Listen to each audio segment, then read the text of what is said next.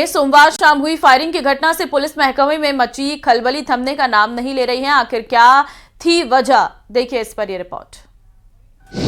महिला कांस्टेबल पर जानलेवा प्रहार, फायरिंग के बाद खुद पर भी किया वार।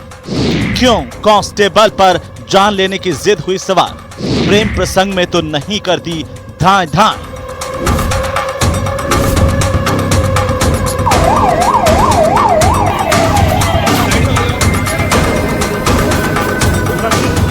एम्बुलेंस का दरवाजा खुला और जिंदगी बचाने की जंग शुरू हो गई। चिकित्सा कर्मियों की मुस्तैदी स्थिति की गंभीरता बता रही है। यहाँ क्षण भर की देर जान पर भारी पड़ सकती है। तस्वीरें उदयपुर हॉस्पिटल की हैं।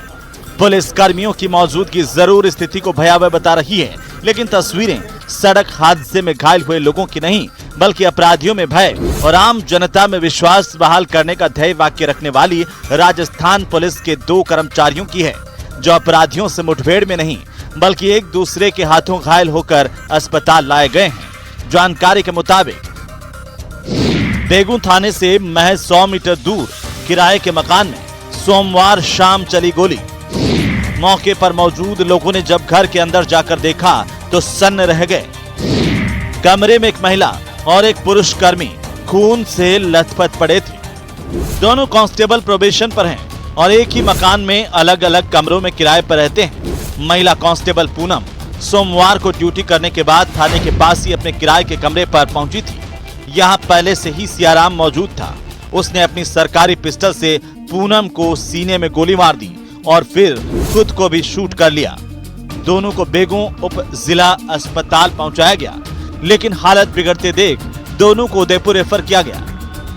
देखिए, बेगू थाना क्षेत्र की घटना है और जो जानकारी मिली है उसमें हमारा रिक्रूट कांस्टेबल है सियाराम, उसने एक रिक्रूट महिला कांस्टेबल है पूनम, उसको गोली मारी है, जानकारी मिली है। और फिर उसने कांस्टेबल ने खुद को भी गोली मारी है और दोनों ही काफ़ी सीरियस कंडीशन में बेगू से रेफर होके आए हैं। यहाँ इलाज चल रहा है। 2 महीने पहले ही सियाराम को डीएसपी के गनमैन के रूप में लगाया गया था। पुलिस के आला अधिकारी कुछ भी कहने की स्थिति में नहीं है। हालांकि सूत्रों से मिली जानकारी के आधार पर दोनों के बीच प्रेम संबंध माना जा रहा है। फिलहाल पुलिस जांच में जुटी है। हालांकि प्रोबेशन पीरियड में पुलिसकर्मी को गन देने का नियम नहीं है। इसके बावजूद सियाराम को गन कैसे मिली, ये भी बड़ा सवाल है। इस पूरे घटनाक्रम में पुलिस के आला अधिकारी कुछ भी कहने की स्थिति में नहीं है। हालांकि सूत्रों की माने तो यह मामला जो है, जो घटनाक्रम है, ये प्रेम प्रसंग से जुड़ा बताया जा रहा है। न्यूज़ 18 राजस्थान, चित्तौड़गढ़। केंद्रीय मंत्री नितिन गडकरी ने दिल्ली जयपुर हाईवे को लेकर बड़ी बात कही है। जयपुर में राजस्थान इन्वेस्टमेंट समिट के दौरान गडकरी ने कहा कि मैं गारंटी देता हूं कि 5 जनवरी से जयपुर दिल्ली हाईवे सेवा बंद हो जाएगी, क्योंकि आने वाले दिनों में एक्सप्रेसवे से दिल्ली से जयपुर आने में 2.25 घंटे लगेंगे। मैं गारंटी देता हूं कि जयपुर से दिल्ली हवाई जहाज बंद हो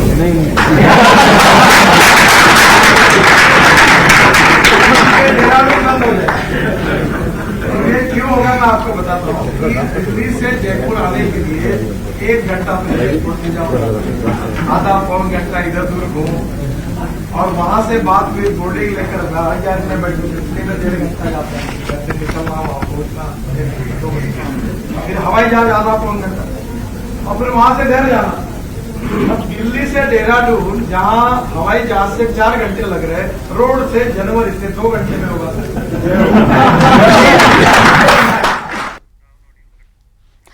लगातार दवाएं लेने के बाद भी अगर आपका मर्ज ठीक नहीं हो रहा है तो एक बार अपनी दवाओं को जरूर चेक कर लीजिए, कहीं ये दवाएं नकली तो नहीं, क्योंकि ऐसी जानकारी मिल रही है कि दवा निर्माता कंपनियां नकली दवाओं की सप्लाई कर मोटा पैसा कमा रही है।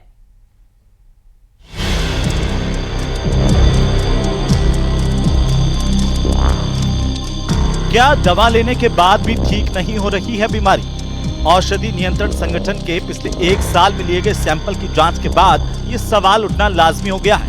इस जांच में खुलासा हुआ है कि जिन दवाइयों को हम डॉक्टर की सलाह पर खाते हैं वो भी नकली हो सकती है।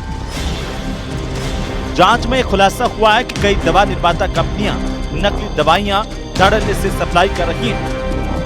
हमारे द्वारा औषधि नियंत्रण अधिकारियों को निर्देश दिए गए कि वे प्रतिमाह संदेहास्पद औषधियों के नमूने लें और नमूने जो हैं वो राजकीय औषधि परीक्षण प्रयोगशाला में जांच हेतु भेजे जाते हैं और जांच उपरांत जो नमूने निर्धारित मापदंडों के अनुरूप नहीं होते हैं उन्हें अवमानक कोटि के घोषित किए जाते हैं और हम प्रत्येक 15 दिवस में अलर्ट नोटिस और बुलेटिन जारी करके इसकी सूचना हमारे सभी अधिकारियों को एज वेल एज केमिस्टों को देते हैं।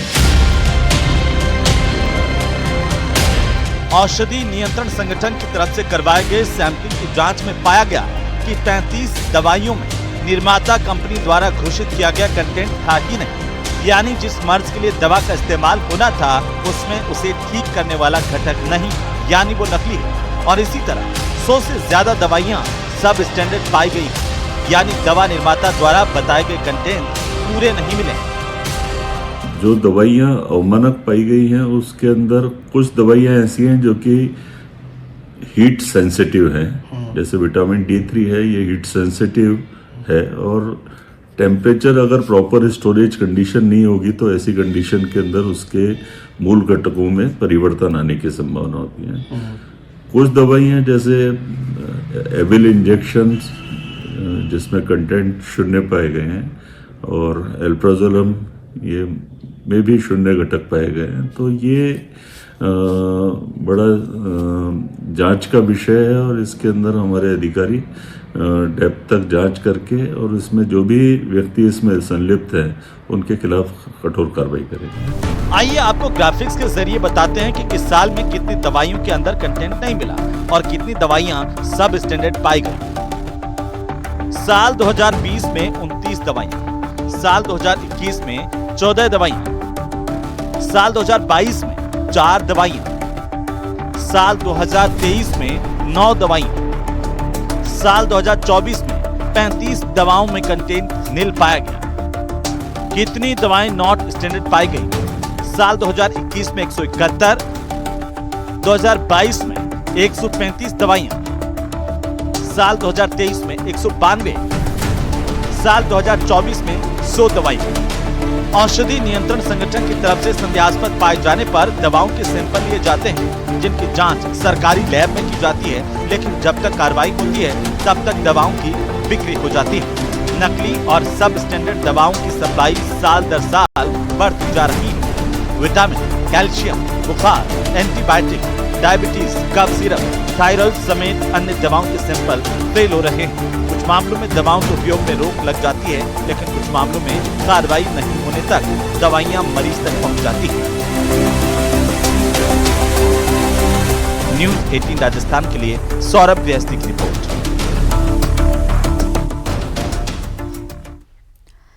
गंगापुर से बड़ी खबर है, जहां करौली ओवरब्रिज के पास हादसा हुआ है। निर्माणाधीन पिलर गिरने से एक व्यक्ति की मौत हो गई है। 55 वर्षीय रमेश बावरिया था उदय खुर्द निवासी। जिला चिकित्सालय में परिजन मुआवजे की मांग पर अड़े हैं। मृतक करता था मजदूरी का काम। मृतक खिरखिड़ा से जा रहा था उदय खुर्द। तो निर्माणाधीन पिलर गिरने से एक व्यक्ति की मौत का यह मामला निकलकर सामने आया, जहां 55 वर्षीय रमेश की जान गई है। करौली ओवरब्रिज के पास ये पूरा हादसा बताया जा रहा है। निर्माणाधीन पिलर गिरने से व्यक्ति की मौत हो गई है। 55 वर्षीय रमेश बावरिया था उदय खुर्द निवासी और जिला चिकित्सालय में परिजन मुआवजे की मांग पर इस वक्त अड़े हुए हैं। मृतक दरअसल मजदूरी का काम करता था।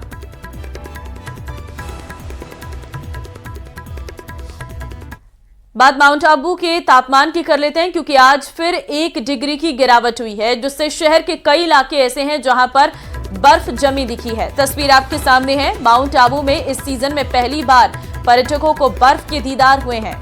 आप तस्वीरों को देख सकते हैं। बर्फ इस वक्त जमने लगी है क्योंकि टेम्परेचर और डाउन चला गया है, जिसके चलते ये टेबल की तस्वीर हम आपको दिखा रहे हैं, जहां पे बर्फ निकालते हुए ये लोग नजर आ रहे हैं।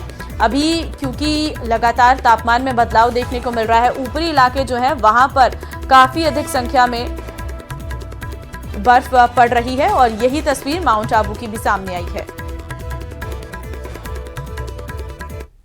हम लोग यूके से आए हैं। जब हम यूके से आए थे तब वहाँ -4-5 डिग्री चल रहा था, और लेकिन यहाँ का -3 भी हमें लगता नहीं है कि वो माइनस में था। लेकिन आज सुबह का मौसम बहुत अच्छा है। बहुत अच्छा वेदर है, सुबह में सनशाइन है तो हमको बहुत अच्छा लगा। कोटपुतली में सर्दी का सितम देखने को मिला है, जहां बांसुर में कड़ाके की ठंड से पेड़ों पर बर्फ जम गई है। कड़ाके की ठंड का जनजीवन पर भी असर पड़ा है। खेत खलियान सहित वाहनों पर बर्फ की सफेद चादर है। तस्वीर आपके सामने है। क्षेत्र में 2 दिन से ठंडी हवाएं चल रही हैं। ठंड के चलते लोग अलाव का सहारा ले रहे हैं। तो मौसम में ठंडक है। ये गाड़ी की छत की तस्वीर हम आपको दिखा रहे हैं, जहां पर आप देख सकते हैं ये ओस की बूंदें अब बर्फ में तब्दील होती हुई नजर आ रही है, क्योंकि कड़ाके की ठंड का जनजीवन पर भी असर पड़ रहा है। उत्तर भारत में अब ठंड का असर दिखना शुरू हो गया है। पहाड़ी राज्यों में हो रही बर्फबारी का असर सीकर में भी देखने को मिला है। यहां सीकर में सीजन में पहली शीतलहर जैसा एहसास हो रहा है। इस सीजन में पहली बार माइनस में तापमान पहुंचा है। रात में तापमान -1 डिग्री तक पहुंच गया, जिसके कारण लोगों की दिनचर्या भी प्रभावित हो रही है।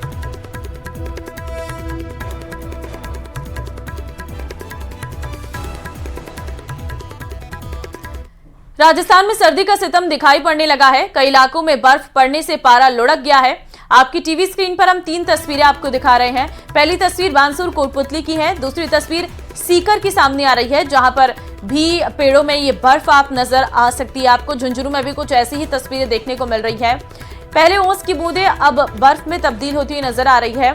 हालांकि मौसम में काफी ज्यादा परिवर्तन देखने को मिल रहा है और बर्फीली हवाओं ने लोगों को परेशान कर दिया है। इंसानी बस्ती में पैंथर के मूवमेंट की घटनाएं आम होती जा रही हैं। बात राजधानी जयपुर की करें तो यहां की 20 बस्तियों में हर रोज 10 पैंथर्स का मूवमेंट देखने को मिल रहा है। वन विभाग पैंथर को पकड़ने की कोशिश भी करता है, लेकिन उनकी कोशिश भी नाकामयाब हो रही है। पिछले 10 साल में जयपुर के आसपास पैंथर की तादाद 80 के पार हो चुकी है। कई बार जो है मूवमेंट कर जाता है जंगल में। जंगल के लगता है 500-700 मीटर एयर डिस्टेंस में मानेंगे दूरी वन क्षेत्र के। लेपर्ड यहाँ हमेशा से थे और लेपर्ड जो ये प्रे बेस यहाँ पे है उसी पे सरवाइव करता रहा है।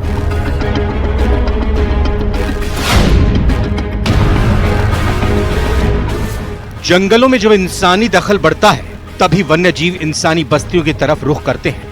इन दिनों जिस तरह से पैंथर के रिहायशी इलाकों में आने की तादाद बढ़ी है, उससे साफ जाहिर होता है कि इन दिनों पैंथर का मूवमेंट बढ़ गया है। राजस्थान में पिछले 10 साल के अंदर बघेरों यानी पैंथर की तादाद 2 गुनी से ज्यादा हो चुकी है।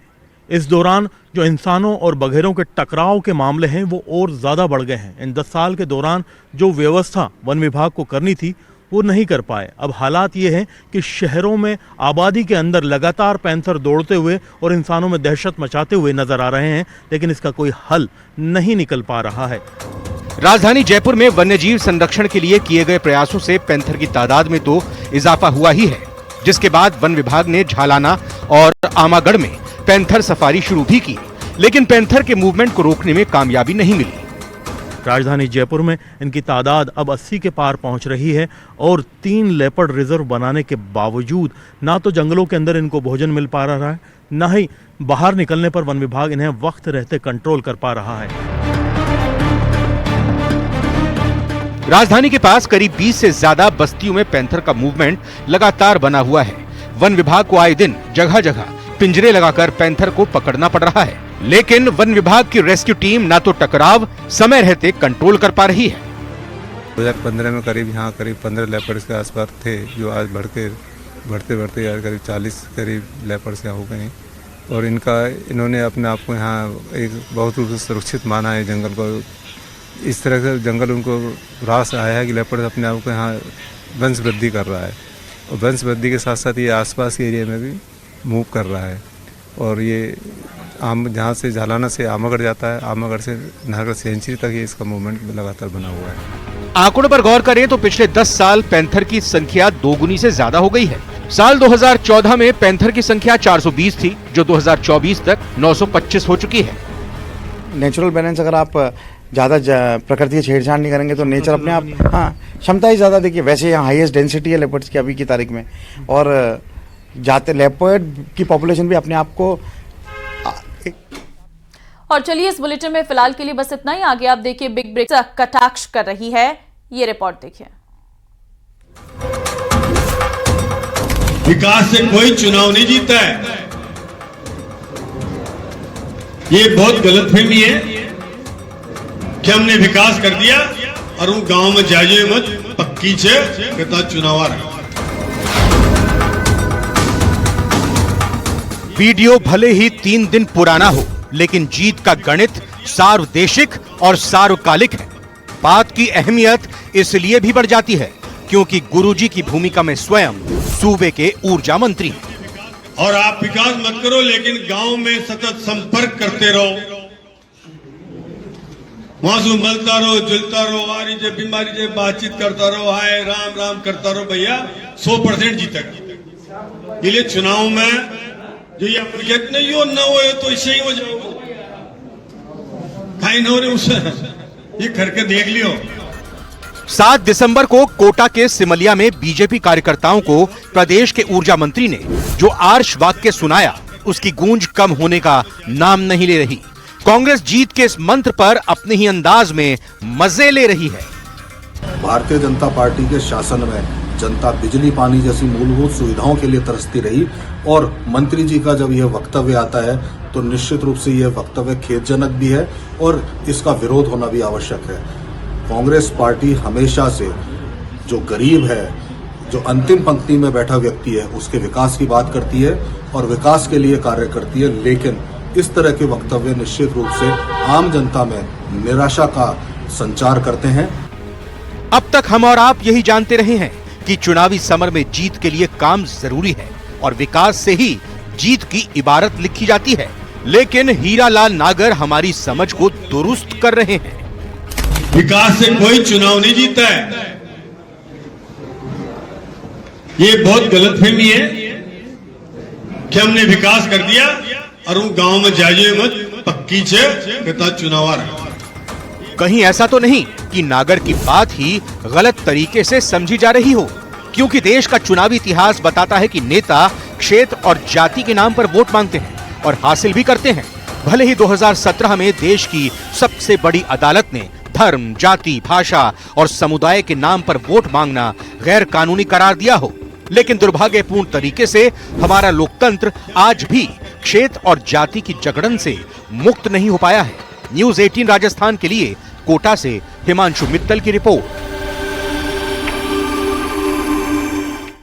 और अब आपको देंगे अजमेर से बड़ी खबर, जहां विधानसभा अध्यक्ष की सुरक्षा में बड़ी चूक हुई है। विधानसभा के अध्यक्ष वासुदेव देवनानी की सुरक्षा में चूक का ये मामला है। 4 युवकों ने गाड़ी का पीछा कर वीडियो बनाया है। कार में सवार 4 युवकों ने उनका पीछा किया है। सुरक्षा में तैनात जवानों ने पकड़ने का प्रयास किया। कार सवार युवक भागने में कामयाब हुए। जयपुर से अजमेर लौटते समय की ये पूरी घटना है। तो राजस्थान विधानसभा के अध्यक्ष वासुदेव देवनानी की सुरक्षा में एक बार फिर चूक का मामला सामने आया है। जयपुर से अजमेर लौटते समय बगरू थाना क्षेत्र में एक कार ने उनके काफिले में घुसने का प्रयास किया। वासुदेव देवनानी की कार का वीडियो भी बनाया। इसके अलावा लगातार उनकी कार को 4 युवकों के फॉलो करने पर विधानसभा अध्यक्ष के साथ चल रहे स्कॉट और गार्ड ने उन्हें बगरू टोल पर रोकने का प्रयास किया तो वो गलियों से फरार हो गए, जिसे लेकर विधानसभा अध्यक्ष वासुदेव देवनानी ने जयपुर पुलिस कमिश्नर के साथ ही अजमेर डीआईजी और एसपी को इस मामले की सूचना दी है। वहीं घटना के बाद नाकाबंदी कर अलग अलग स्थान पर कार्रवाई की गई।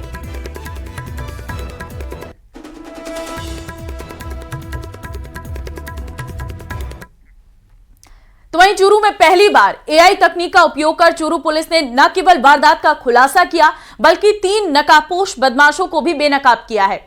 एसपी जय यादव ने बताया कि रतनगढ़ में ज्वेलर शॉप में हुई 2 करोड़ 70 लाख की चोरी, जिसके बाद पुलिस ने आरोपियों की तलाश में एआई तकनीक की मदद ली और एआई तकनीकी से कार के नंबरों और नकाब में छिपे चेहरों की फोटो बनवाई।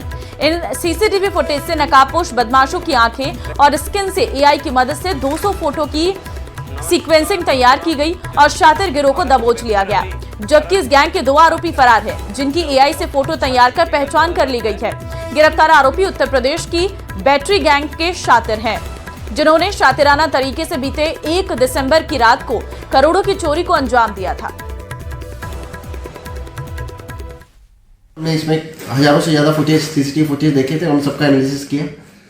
उसके बाद पूरे रूट का जो ये टोल अवॉइड कर रहे थे, गांव के रास्ते जा रहे थे, उसका भी एनालिसिस किया। उसके बाद जब इनके चेहरे और गाड़ी के नंबर हमें मिल गए तो इनको हमें कुचामन से 3 लोगों को गाड़ी सहित वहाँ से गिरफ्तार कर लिया और आगे अब इनसे जो इन्होंने 2.5 करोड़ से ज़्यादा की चोरी करी है वो रिकवरी करी जाएगी।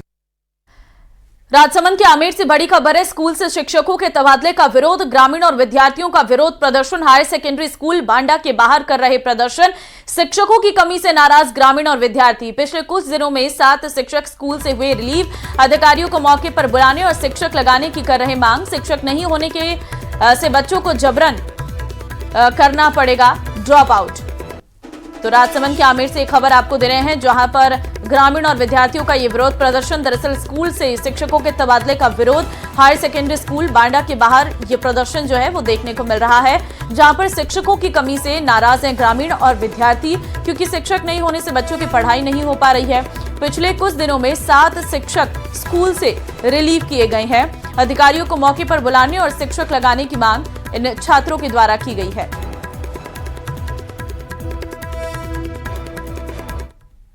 अलवर कोतवाली क्षेत्र 12 वर्षीय बालक के साथ 2 युवकों द्वारा कुकर्म करने का सनसनीखेज मामला आया है सामने। पीड़ित के परिजनों की सूचना पर पुलिस ने घटनास्थल का लिया है जायजा, जांच पड़ताल शुरू की है।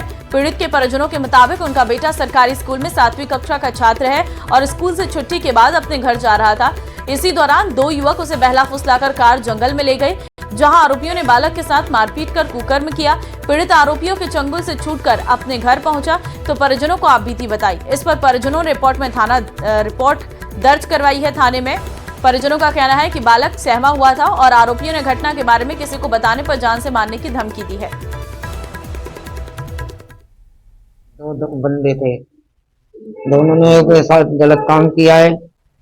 बच्चा दहशत खा रहा है बहुत तेज, इसको मारने की धमकी दी गई है। घर खेगा तो छोटा बच्चा साथ था, इसने घर जाके बोली तो हमने ये ढूंढी करी तो हमको पता ही नहीं चला, वो जंगलात में ले गए थे। क्या किया बच्चे के साथ? गलत काम किया था। क्या बताया बच्चे ने? बच्चा ने जो किया गलत ऐसे किया था।